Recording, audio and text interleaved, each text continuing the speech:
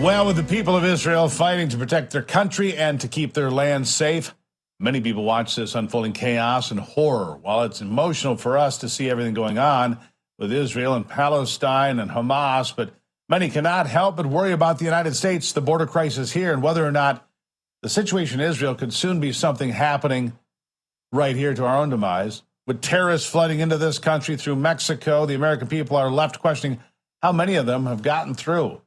How many are who are making their plans to come in? We very well could be sleeping with the enemy. Joining me now is the General Counsel for the American Family Association and the host of the Hamilton Corner, Abraham Hamilton III. Abraham, good to see you again. Good to see you, Steve. Thank you for having me on.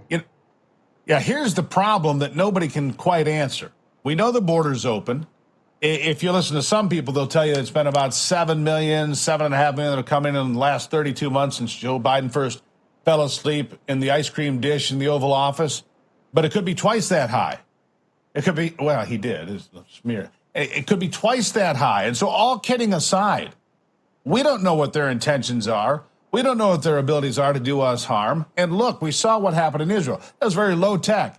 It was hang gliders and inflatable boats and pickup trucks and guys armed with AR-15s for the most part.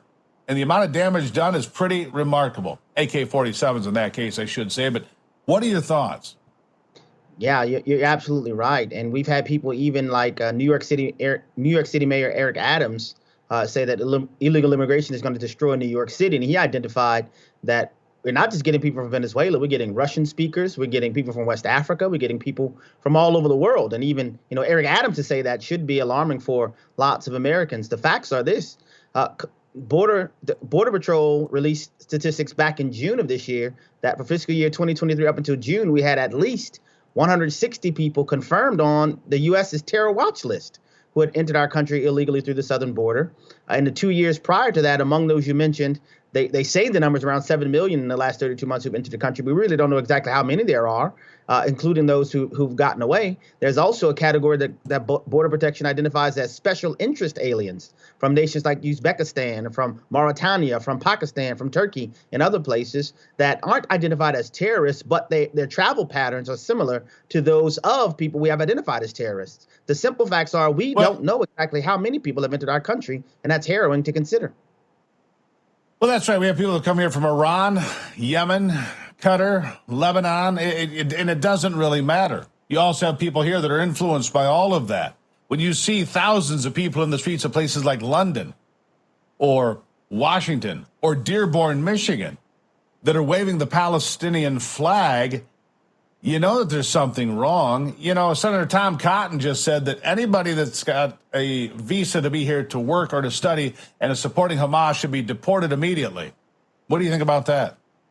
I agree with that 100% because the people that are waving the flags for Palestinian supporters, even in New York City here in America, they're saying they're supporting the Palestinians, but they're following civilians that have been murdered, decapitated, babies decapitated, people kidnapped. This is a celebration of terrorist activity.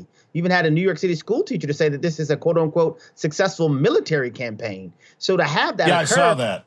It's revealing. Yeah, I saw that. And, based on that, and by that measure, Abraham, if assaulting a music festival and killing almost 300 unarmed people that are at a music festival or going inside people's homes and killing the elderly, the infirm, little children, by that measure, if that's a successful military campaign, so is Auschwitz. If that's really your measure, defenseless people being slaughtered, I guess that's a successful military campaign, according to that teacher in the New York City public school system. How grotesque can he be? I mean, that man should be fired, really. Should be fired immediately. And that particular teacher ended up getting into a Twitter, I call it the artist formerly known as Twitter X, disagreement with the chancellor of New York City public schools and didn't back down.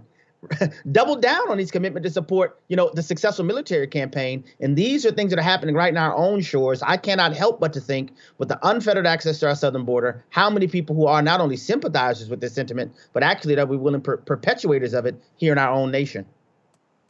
So where do we go from here? You see this, and here's something that should also be noted and quite clearly.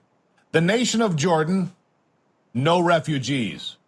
The nation of Egypt, No refugees. They know these people are infused with Hamas terrorists among them, whether they're all terrorists or not, but they're all anti-Semitic.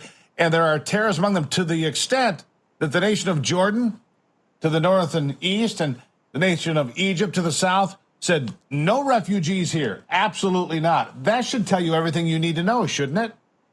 I agree, and I can't understand why politicians in our own nation, while the nearest neighbors are saying no thank you to any refugees in their nations, they're saying they want to open up our nation. It's a nonsensical formula, and it's one that ultimately would have the American people that will be the worse off as a result if they attempt to implement it. Yeah. Well, we're going to see what happens. Hamilton, greatly appreciate it. Abraham Hamilton III, always appreciate you being here, my friend. Thank you. Always a pleasure to be with you, Steve. Thank you. All right. After the break, Joe Biden's vacation time has been tallied up, and it's a lot. A lot more than you might think. Stick around for this reveal. You don't want to miss it on America's Voice Live.